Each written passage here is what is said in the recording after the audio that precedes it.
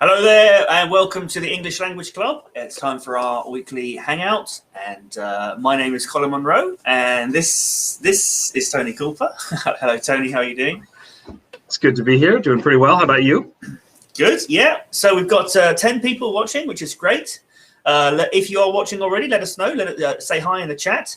And remember, if you haven't watched before, what we do is we're just here to answer your questions about learning English. So if you have any questions, put them in the chat now, and we'll get to them as soon as we can.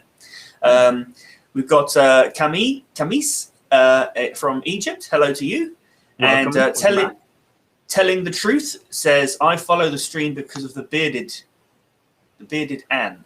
I think he means bearded man. one, maybe? Bearded man. Oh, yeah. I wonder which of us that is. Yes. Telling the truth, I'm only here on the stream because of Colin. So we're really all here because of Colin. Well. And hi, Amara. Yeah. So now we haven't got any questions yet in the chat, but we also have a Discord channel, and I have got a couple of questions via Discord. So I'm just going to have a look at that. So somebody called Abdullah says, I have a problem with writing words correctly. A lot of words I can speak, but typing it. So any tips, he says. So this is quite a common question that we get. And unfortunately, there's not really an easy answer, is there, Tony? Not to spelling in English, no, unfortunately. Yeah.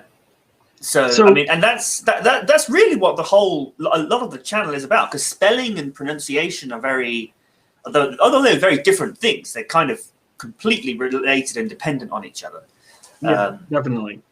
And our focus on the English Language Club is really on not technical perfection, but on being understood. And that's why we focus a lot on really core grammar ideas and pronunciation, because those are often what holds us back from being understood by someone. So spelling definitely can fit into that if you're communicating in a written way. Most really important for written communication that's going to affect your life, like an application or an email, you have plenty of time to look up your words and things like that. But if you're communicating a lot by chat, then you can't really do that. And so spelling becomes important for being able to be understood. But if you're doing that a lot, you're also going to be practicing spelling every time you use a word. So just start by looking up words when you run into them. Spelling is one of the things I really encourage people to not stress about too much, because you just have to kind of learn it slowly, as opposed to trying to memorize the spelling of words. Yeah. And this is something that even native speakers struggle with. Absolutely. I struggle with it, and I know lots of people who, even now as adults, they're constantly, spelling words wrong, or So I agree. I wouldn't worry too much about it. The answer is you just have to practice. But the good thing is nowadays we've got good computer spell checkers and things. So you can use that, but be diligent about it. And by that I mean, don't just allow the computer to correct you. Spend some time looking at what mistake you made and what was the correction that the computer made. I do have one bit of a tip when it comes to that, is if you kind of know what are the different ways in English to spell a certain sound, right? You know that a certain sound might be an OU or an OO or an OUGH or an A or whatever. If you're typing something, I've often said that one of the best benefits of knowing how to spell is being able to look up words easily. If you just don't have any idea how to spell a word, it's really hard to look it up, right? So if you have an idea of what the different ways to spell a sound are in English, the common ones, then if you're trying to type a word either to look it up or you're typing it in a program that has spell check, try typing it a few different ways to see if spell check recognizes it or if something comes up when you search. So that's the only really easy tip I can think of off the top of my head. Yeah. Great. So okay. Hello to Myra and Laiba and Jack Smith. We've got people from all over Egypt and Pakistan, Brazil, Indonesia. It's exciting. Great. Yeah. And also Zahira is on Facebook. So this live stream is going out simultaneously to YouTube and to Facebook. We tend to get most people watching on YouTube. But if you are on Facebook, you're very welcome. And you can also type the chat and we will see that as well. So great. Now we still haven't got any questions from anyone. So yes. if we don't get any questions, we might have to cut today short. But we do have one more question from Discord. So get your questions coming in. But in the meantime, we will talk about the question from Jack Darby, who says, it's quite a long question, so I'm just going to summarize. He says, how many vowel sounds can the human voice produce? I don't mean combination of vowels or diphthongs, but vowels on their own. So yeah, great question. Because in a way, there's we talk about 5 vowels in the alphabet, A, E, I, O, U, but obviously there's a lot more than that. Each one has a long and a short sound, right? Yeah, and then so there's 12. I think is it 12? No, yeah, there's 12 sound. There's 12 vowel sounds in the phonetic chart. Mm-hmm. But again, those that aren't all the vowel sounds that you can make. Those are just the phonemes. And now the answer is it's a bit like asking how many numbers are there between 1 and 10. Because there's 1, 2, 3, 4, 5, 6, 7, 8, 9, 10. But what about 1.5, 2.6, 8.9? So the answer to the question how many vowels are there is infinity. Mm-hmm. Because vowels are they're made by a different combination of the positions of your mouth. So how open your mouth is, you've got what is it, Dan? E, a, r, and then you have so that's how open or closed your mouth is. But then also how what do they call it? Rounded? Yes, rounded or closed your lips are. So e, I, oo, if your those different sounds. Now I'm making those sounds e, I, oo, but I could equally go ew, and sort of make every lots of different vowel sounds on that kind of scale.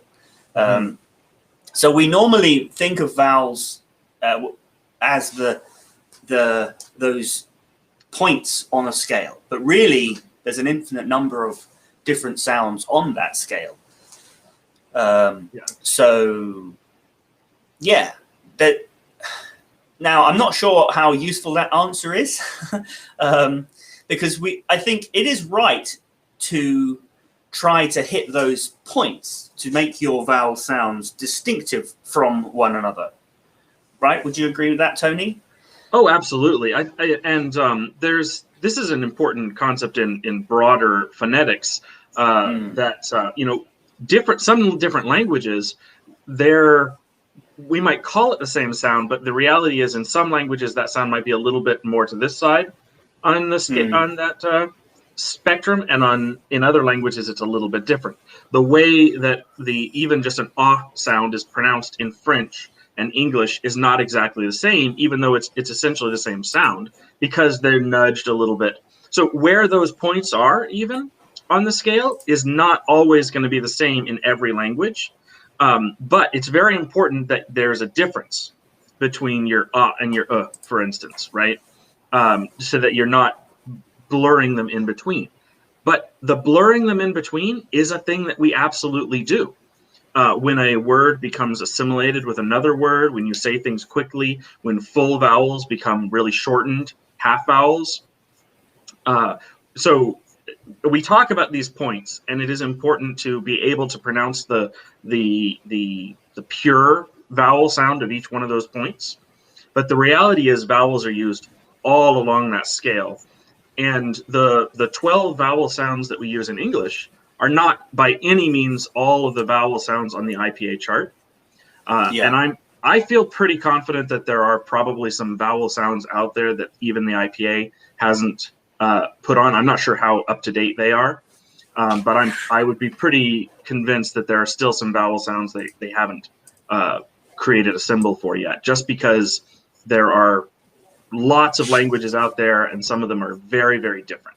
There is a set of vowel sounds that are common across most languages that are fairly similar to the English core for short vowel sounds, but there's others in different languages. So if you want to look at the full IPA, the IPA that we use in our videos is just the IPA symbols for the sounds that are used in English. But if you look at the full IPA, there's a much larger chart of vowels there in other languages. Yeah. Now, I think the thing to look at is a thing called the cardinal vowels diagram. Now, this shows those different aspects of the production of the sound and where the sounds appear on those kind of scales. The phonetic chart that we use loosely follows that. You sort of have rounded and unrounded at the as you go from left to right, and open and close as you go down the rows. But it's not. It doesn't follow that perfectly. It's because we have just the 12 vowels in English, so it's designed to just fit the 12 in nicely in a nice grid. Whereas the cardinal vowels diagram relates more to the physicality. So yes, I would have a look at the cardinal vowels diagram. Now, like I said, the answer is there's an infinite number of vowel sounds, but as someone trying to learn a language, we should be trying to hit those points. So yes, in English, 12. There's 12 that you should be trying to distinguish from each other. So I hope that's helpful. We have got a couple more questions coming in now. Just a quick shout out to Daniel, who says hello. He's one of our members on YouTube, so it's very great to see you, and haven't seen you for a while. So yeah, you're very welcome. Yes, and keep the questions coming in. We've got 2, which is great, but yeah, we need a few more. So Zahira says, what is the best way to become fluent in English? What tricks can you give a person to speak without having to think about the fear of being misunderstood? So this is quite a common question. Getting how improving fluency. How can we improve our English? And people are always asking for tricks and tips. And I've said I made a video a while ago saying there is no magic trick to learning English, and I wish there was, and people because so many people are looking for it, and I do see marketing for like courses and things that kind of talk about, kind of claim that they have some kind of trick or some kind of technique that will help you learn a whole language in 3 months or something ridiculous like that. But the truth is, there is no magic trick. You just have to practice. And, even native speakers are still learning. So it's not something you just... Amara just says the magic trick is just speak. Yeah, and that's true. Yeah, because... just speak, and if you make a mistake, that's how you learn. We learn from our mistakes, and it just takes practice. So, but there's more to Zahira's question. Sorry, were you going to say something? Well, we can. I can't see the rest of Zahira's question. So, do you want to? Oh, share the rest of it. Sorry. Yeah, sorry, I forgot to put it up on the screen. Yeah, so there's more to Zahira's question. So she's, what tricks can you give a person to speak without having to think about the fear of being misunderstood? So she's got a question, yeah, about an aspect about the fear of being misunderstood. Yeah, so again, there's no tricks, but maybe priorities. We talk a lot about punctuation and core grammar ideas, like I said earlier, because those are often what prevent us from being from being understood. If your pronunciation is not close enough, and how close that is depends, but if the other person can't understand you because of your pronunciation, that's very difficult to overcome. So practicing your pronunciation can give you a lot of confidence. If you know you're making those sounds correctly, you might not be using the word correctly, you might not be stressing it correctly, you might not be, but if the people can understand the sounds you're making, they will at least understand what words you're saying. So if they ask you, what do you mean by that? You can figure it out, right? So pronunciation is very important to give you the confidence to know that you're going to be at least partially understood, right? So that is a big help. Also, these core grammar ideas, the more comfortable you are with them, the more easily you can speak and structure your sentences without having to worry whether your sentence makes sense. So you can focus more on, did I use that word correctly? Am I pronouncing this right? Am I using this idiom the way it is meant to be? And not have to worry about whether your sentence makes sense or not, right? The other big thing is to try to find people to speak to that are also learning. A really great way to do this is find someone who's learning your language, right? And they will want you to correct them when you speak French or Arabic or Vietnamese or whatever. And you can ask them to correct you if you're speaking English. So if you're trying to learn a language, don't be afraid of being corrected. Ask people to be to correct you. Making mistakes is absolutely part of the process of learning a language. It's how our brains work. We try things, we make mistakes, we learn from our mistakes. So never be afraid isn't it true? of making mistakes. Isn't making mistakes true a part of learning anything? Oh yeah, definitely. Well, I would say yes, definitely, because it's a process of how our brain learns, right? Yeah. Think about trial and error. Like a child learning to walk. Like it just takes many different attempts before you become, and eventually it becomes second. You don't even think about it; you just can do it, and that's really what the goal of fluency is, right? That speaking in that language isn't even a challenge anymore. You don't have to think about it. That doesn't mean you're going to be perfect any more than a native speaker is necessarily going to be perfect. Right? Great. So we've got a few more questions coming in, which is great. So we've got one from Mohammed and Trustfrated. But before that, we've got a question from, where was it? One from Trustfrated, yeah. So, sir, can you give me tips where to find IPA transcriptions of a word?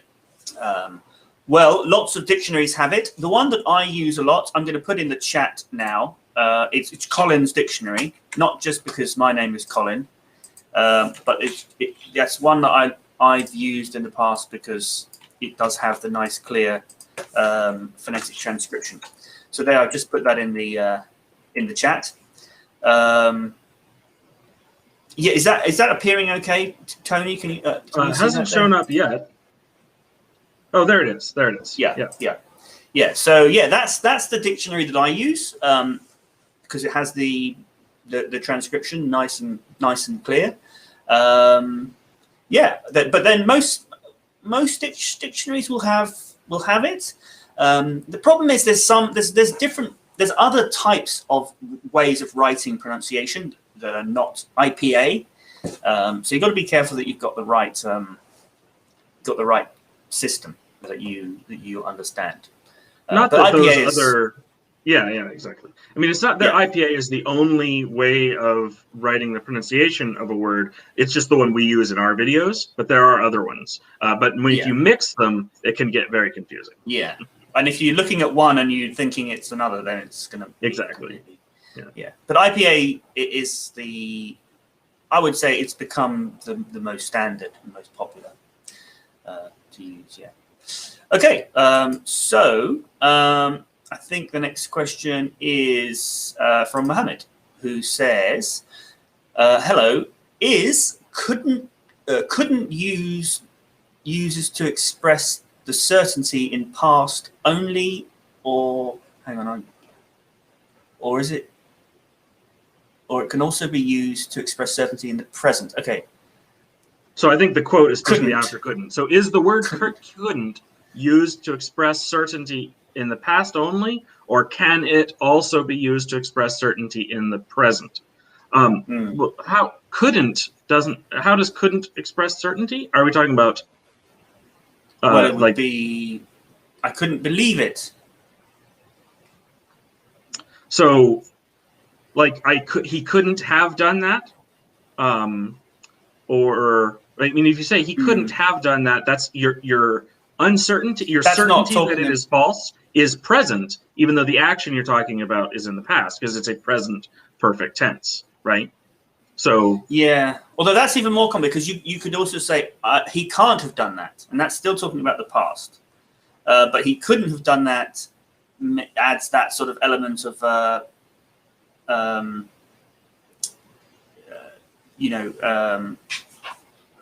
different possibility, like you don't know. If you're saying he can't have done that, then you know. But if you're saying he couldn't have done that, you're sort of deducting that that's the case, right?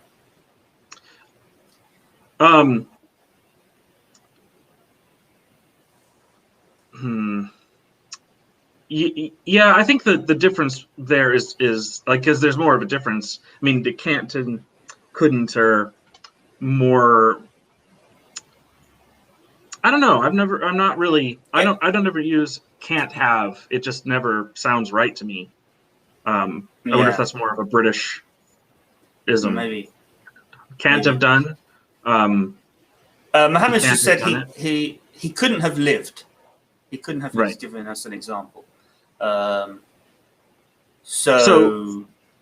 I mean that couldn't have lived is you're expressing your certainty that is impossible in the present, right? So that is a present use of it.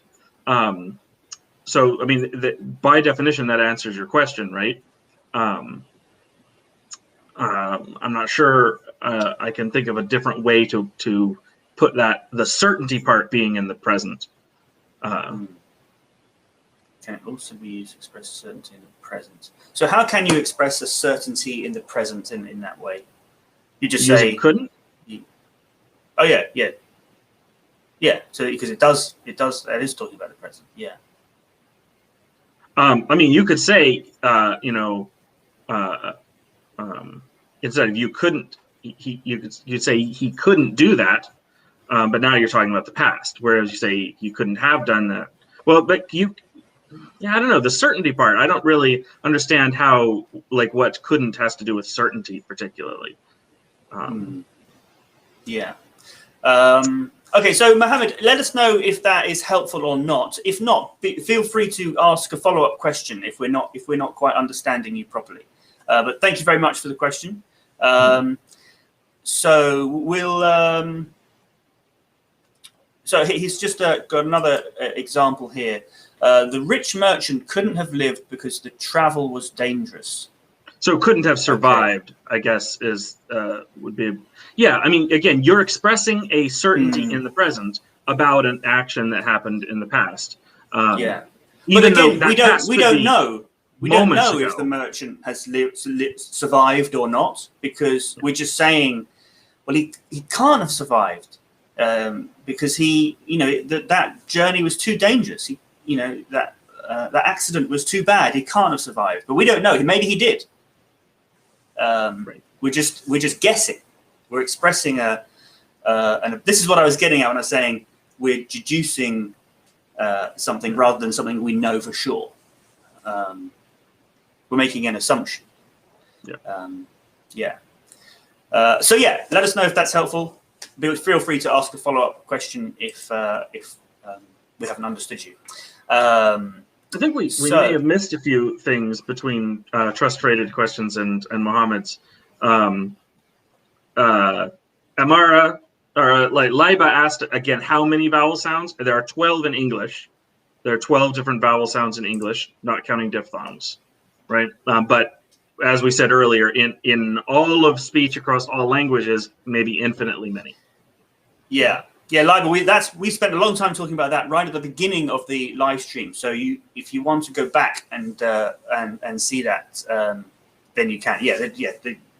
The reality is there's an infinite number of vowel sounds, but we try to hit certain points. So there's really 12 distinct sounds that we use in English. Yeah. Okay. So Just Freighted says, so what is fallacy? What is a fallacy? What is what is a fallacy? A fallacy is something that has been proven to be false and it's proven to be illogical, and yet people keep thinking it's true because it sounds like it makes sense, even though it is proven to be false. An example is the cause and effect fallacy, that just because something happens before something else does not mean it caused it, right? Roosters crow before dawn, and so do roosters make the dawn come? Well, no, that would be a fallacy to think that everything that comes in order necessarily is a cause. So that's what a fallacy is. There's a lot of them. You can look them up.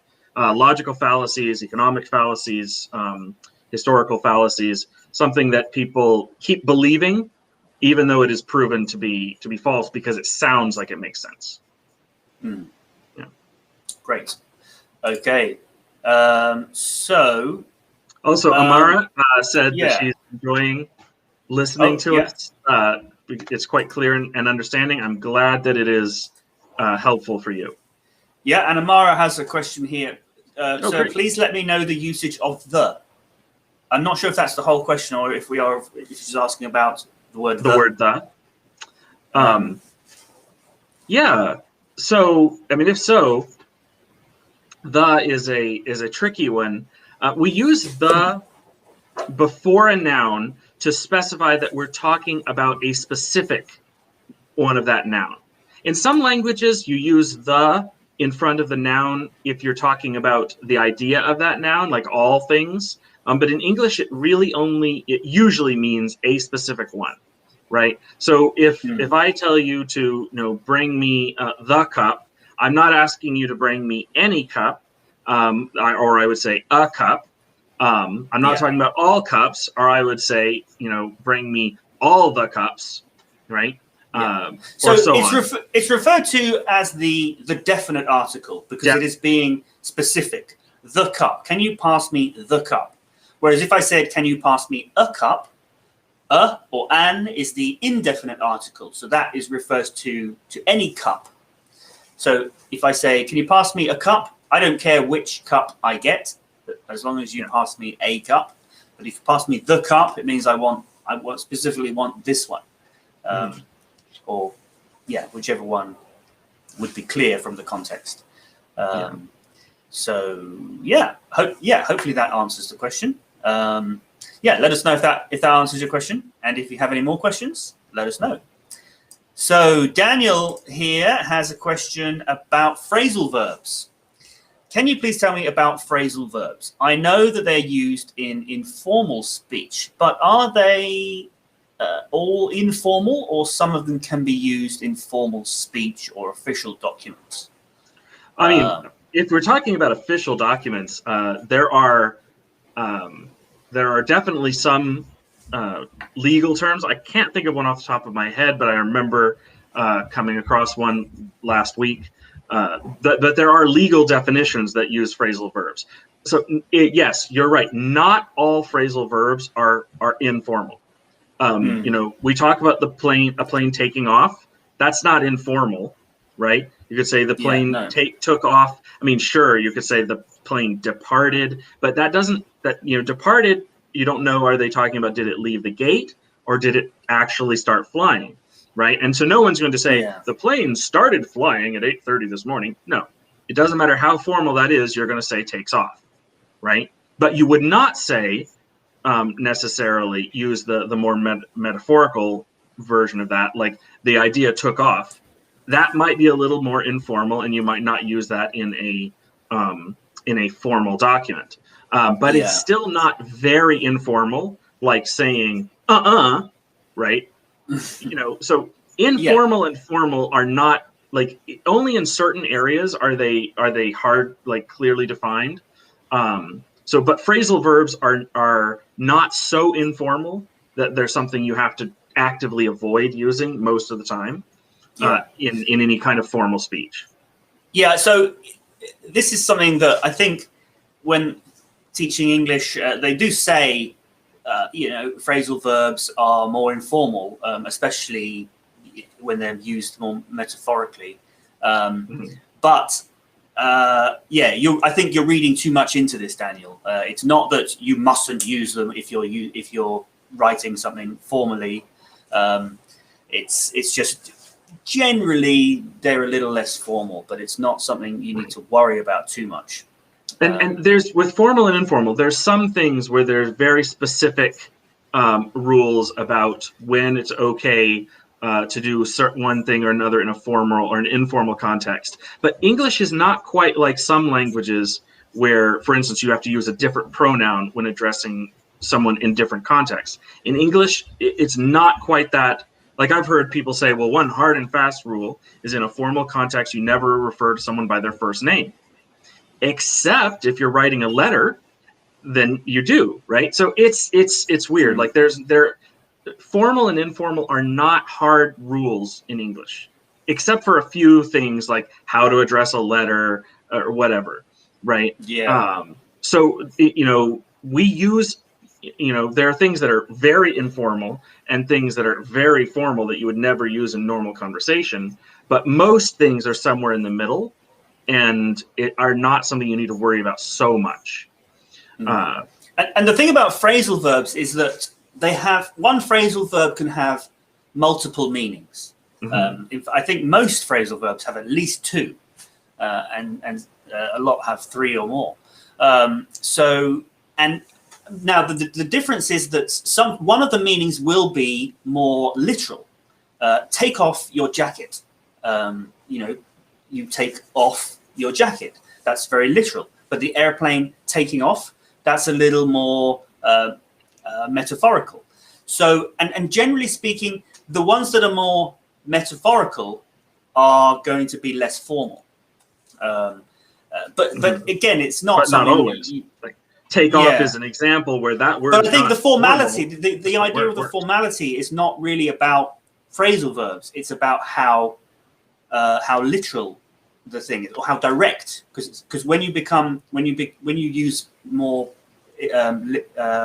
metaphorical language, you're being less direct, and that is what makes it less formal. You see what I mean, Tony? Yeah. Because, for instance, the idea took off, right? Or like that person's career took off. That is much less formal, right? But also remember, as technology and things evolve, oftentimes technology, like we have to say, we have to talk about actions that didn't exist before, like Googling something or Skyping a friend, right? And in the same way, some of these new actions, these new verbs, appear not as a whole nother word, but as a phrasal verb on an existing word, right? Which is why take off is a good example of that, right? When English as a whole was trying to decide what verb we're going to use for an airplane launching, it instead of creating a new verb for it, it kind of settled on that phrasal verb modifying take, right? Yeah. Great. Okay. Well, thanks for that question, Daniel. That is a really interesting subject. Phrasal verbs are always a problem for people because they can be quite difficult. So yeah, I hope that's helpful. Let us know if it is. So let's see now. Telling the truth is asking you, Tony, if you've got your own channel. We've had that question before. There's a lot of demand for you to have your own channel. I don't know. Maybe sometime when my schedule opens up, I will create one. But right now, I do not. No, sorry. So the only place to find Tony is here on the live streams. So make sure you're subscribed and click the bell icon so that you get notified when we do go live. We try to go live once a week. We were doing that very consistently up until a couple of weeks ago when our schedules just became a little bit more difficult. But we are going to try and keep doing these live streams once a week, although the timings might change in moving forward. But yeah, hopefully we'll be able to find a routine that we can stick to. So let's see. I may have missed some questions. If I have, I apologize. We will come back though. But just a question here from Zahira, who says, hang on, I'm going to read it while it's, and then put it on the screen. So when we teach face-to-face, is it easy for us to change the mood, the pace, or move to something else because learners' body language give us signals that our learners are not interested or motivated by the content we suggest? But this is definitely not possible when you teach online. How can a teacher overcome this problem? In other words, how can we maximize interaction when teaching synchronously? So, I mean, I've just recently, I'm teaching a synchronous class online. And so one of the things that I will say, if you feel that it is not possible to read your learner's body language online, that is a really serious problem that needs to be addressed. If you at all possible, make sure they have video on. Make sure you can see enough of their body. Make them move their chair, their desk, something, so that you can see, enough of them to be able to see their body language. And then be interactive. I mean, if you're talking to hundreds of people, you can't do that. But that's not usually what's going on, right? If you're talking to a manageable group of people, make sure you are interacting with each person every few minutes. So that means you have to be more interactive than normal, not less. And that is really, really key for teaching synchronously online, is make it as close to, like, imagine it as being, however many students you have, try to make it as close to being a one-on-one interaction with each of those as possible. Make sure you can see the person clearly. Make sure that you talk or engage or ask a question of each person as often as you can. And that really becomes the challenge, is how do you spread, in a classroom, if someone is, if someone is more engaged, you may not have to ask them a question, or they may raise their hand. But in an online system, you just have to maybe call people out and keep them engaged. But you should be able to tell if they're engaged or not. If you're just like teaching on YouTube, like us, there's nothing you can really do, right? Where you can't see the people at all. Well, I mean, I'm sure I know we get a lot of people who turn the live stream on, watch for a few seconds, and then switch off. Right. And which this isn't what they're looking for right now. But then I also know that we get a lot of people who watch us every week, like Susanta, who's watching now, so yeah, we aim our live streams at those people and the people who comment and who engage. So yeah, there's different platforms with slightly different techniques, I suppose. Okay. So there's a question here from. One moment. Oh, God, yeah. We've got a ton of questions now, which is great. So we do just work through the questions in order as we get them. We try not to miss anything. So don't worry. We're going to do our best to get through the questions. If not, then we'll have to answer them next week. But yeah, we're just moving through top to bottom. Yeah. Okay. Now, Hajar, I think is the pronunciation. Says, what's the difference between the simple past, so the past simple, and the present perfect tenses? So, great question. So tenses are something that we've been working on quite a lot lately, and we've got a whole course on the website, englishlanguageclub.co.uk, called Inside English, which is completely focused on looking at how tense works and trying to make sense of tense. So, so past simple and present perfect. So now present perfect is the confusing one, because it is really referring to something that happens in the past. But it is a present tense, because what we're talking about is how the present moment is affected by that thing that happened in the past.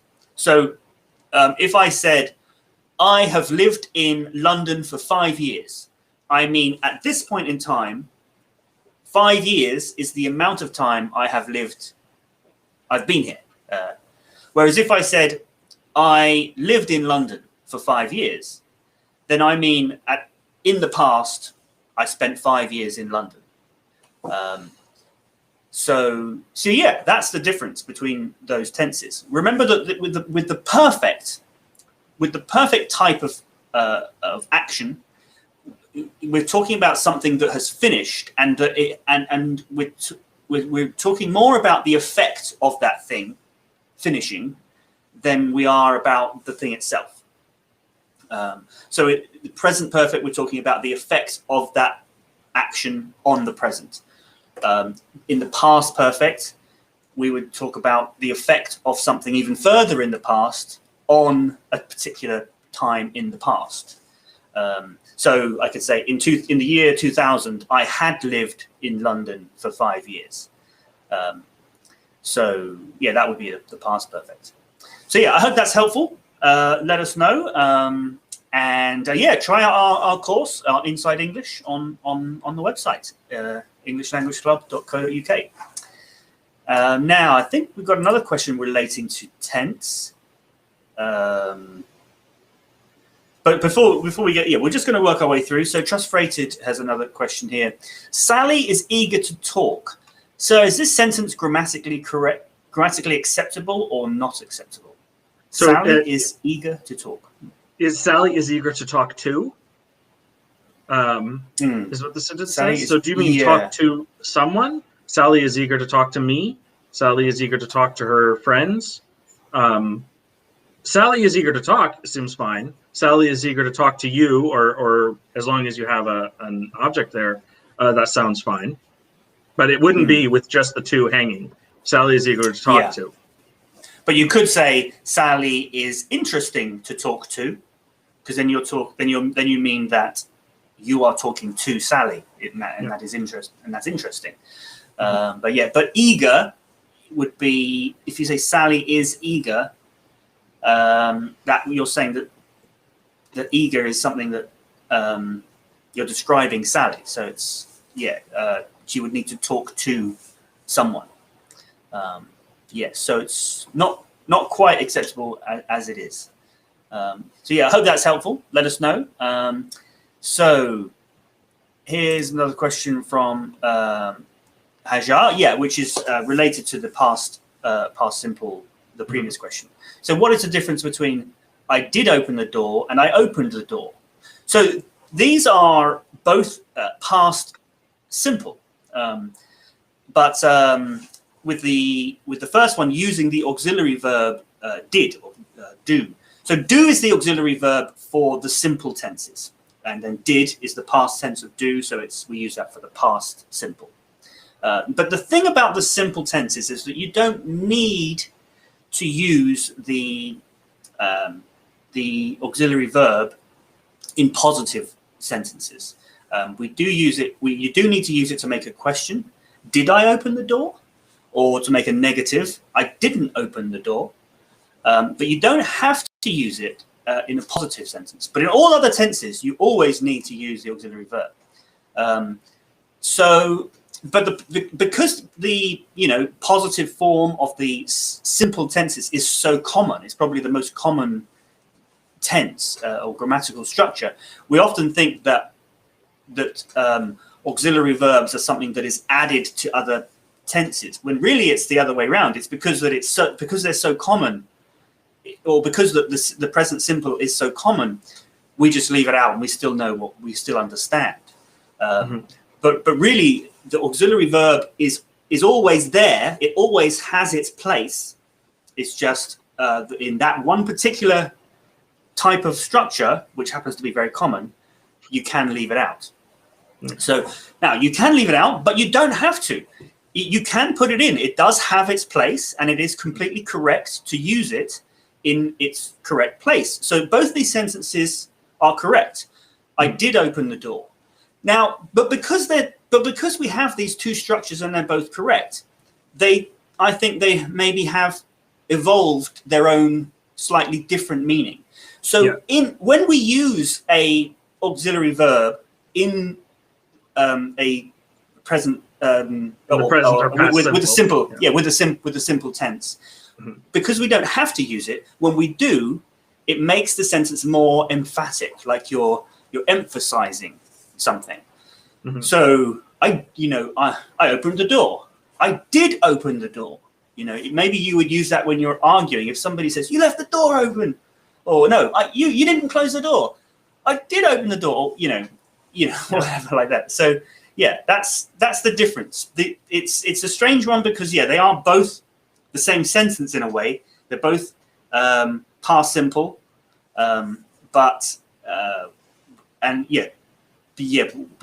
using did there makes it more emphatic, basically, is the answer. Again, more about this in our course, Inside English, which you can find on our website. Yes. So, great. Now, Suzanne's has joined us, and Suzanne always has loads of really great questions. So let's start working through some of those. So first question is, what does compacity mean? Compacity. So,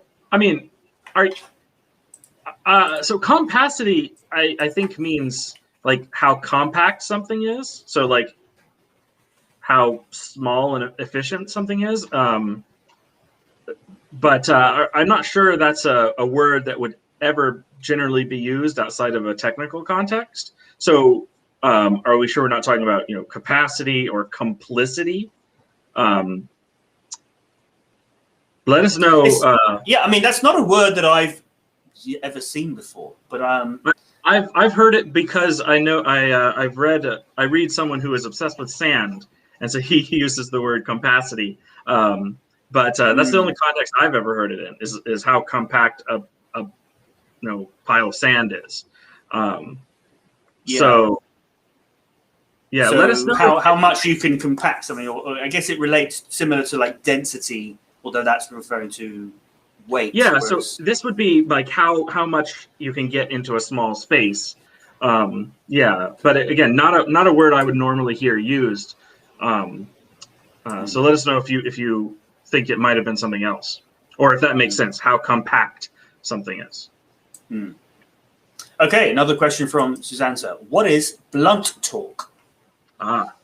So blunt as an adjective referring to speech, it means it's very direct, which as we've talked about in English, how to be polite, we often be indirect deliberately.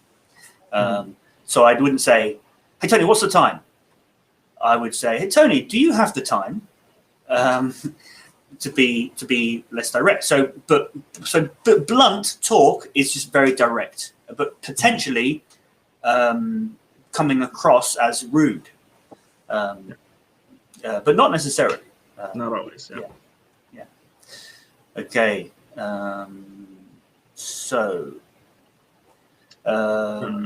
next to Santoin, which is talking point. Yeah, there was one from Akshay. We'll come back to that, but because I think we'll stick with Susanta's questions for now. But yeah, Akshay, great to see you. We'll come back to your question in a second. What does talking point mean? So, what is a talking point, Tony? Talking points are like when you want to. Talking points are kind of key ideas that people talk about. Oftentimes, someone will come to a meeting with 2 or 3 talking points. They're the things they want to talk about. Or sometimes, we talk about what were the talking points on the news last night, or things like that. They're just key concepts that people talk about, right? Mm. Yeah. Okay.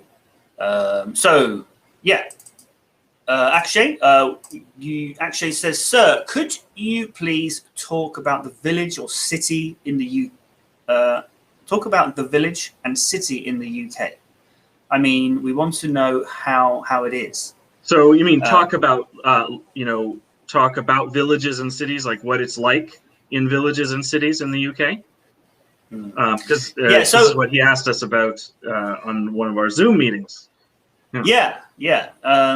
So, I mean, that's a very broad question, and obviously to answer that could take hours. If you've got something more specific you want to know, then let me know. But I will say, somebody was actually asking me this in Discord about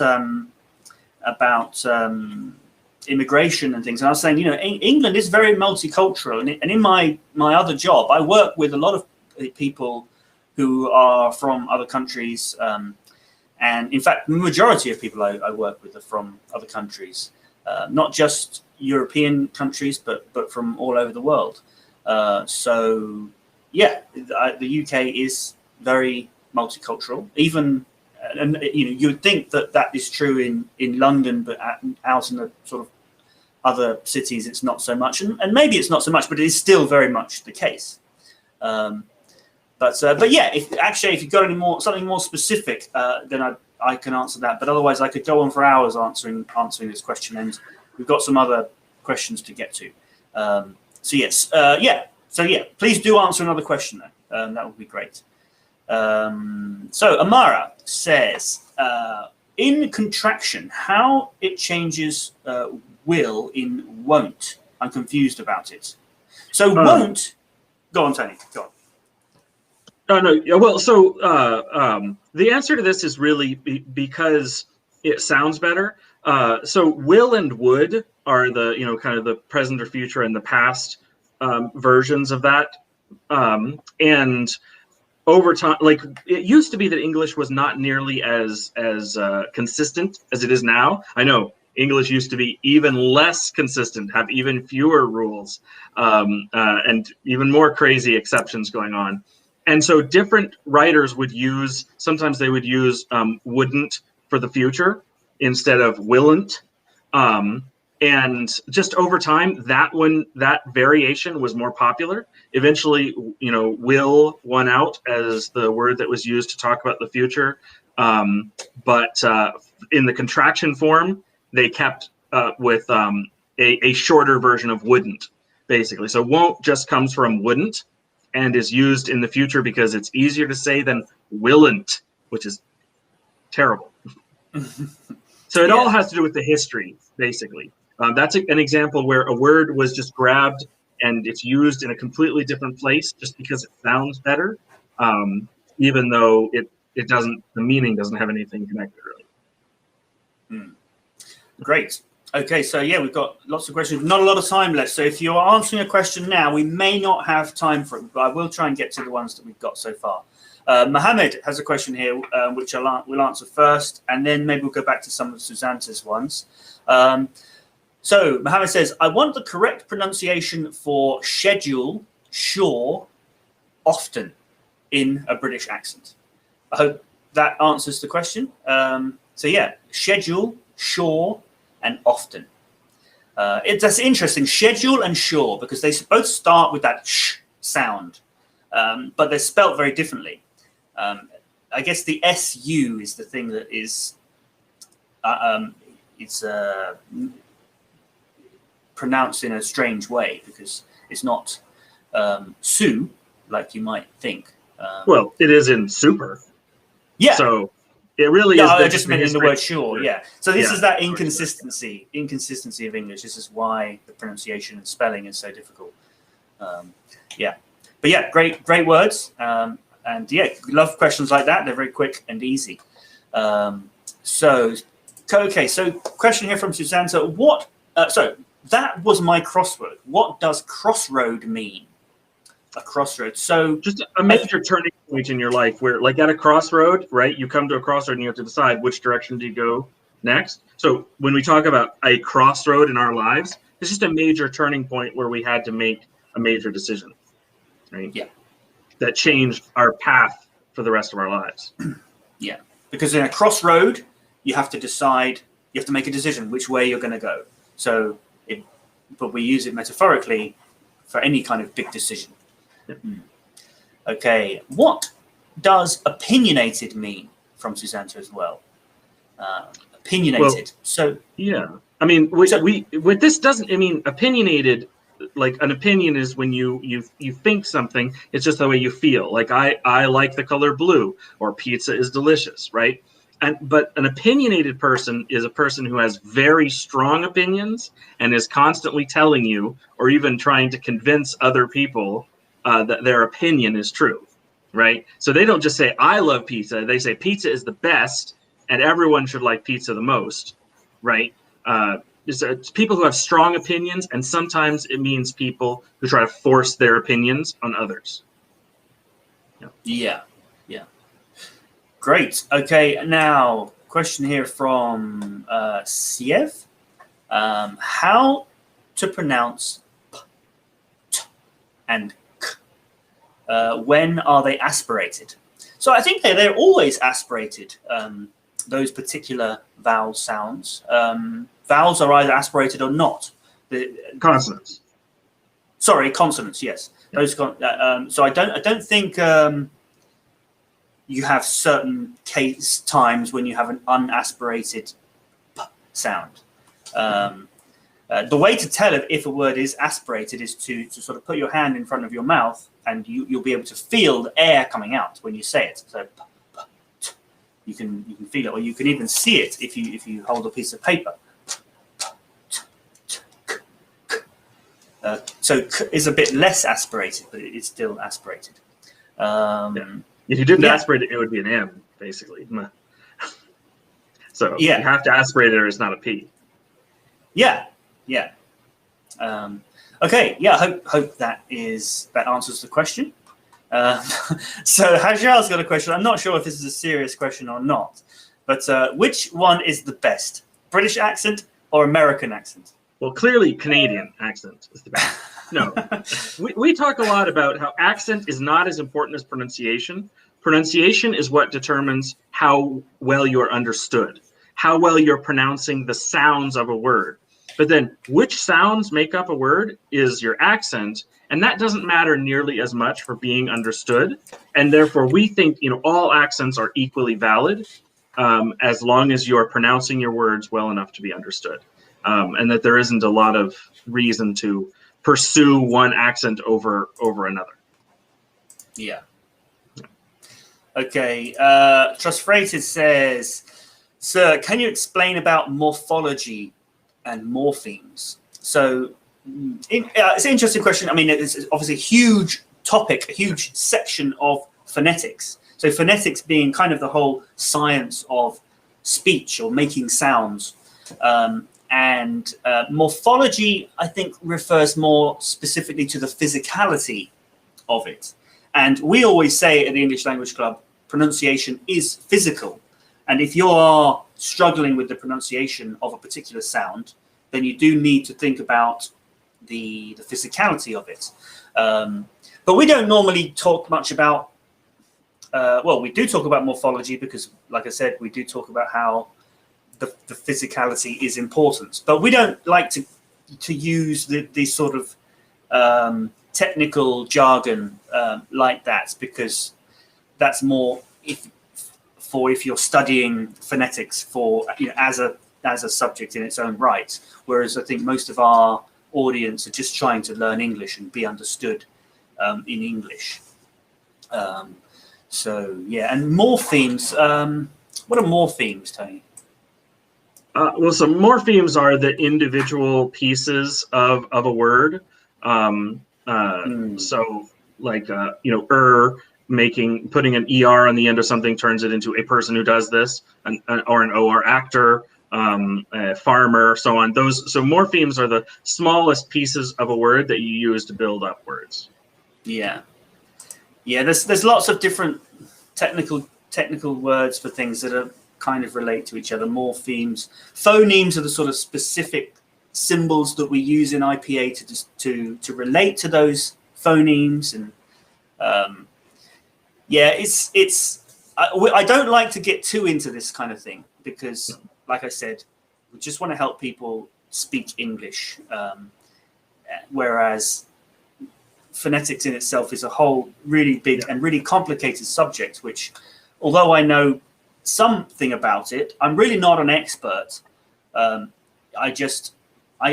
know what's helpful for students learning English, and I'm kind of resistant to anything else, to going beyond that, because it can become a distraction and actually stop people from learning English because they get distracted by phonetics.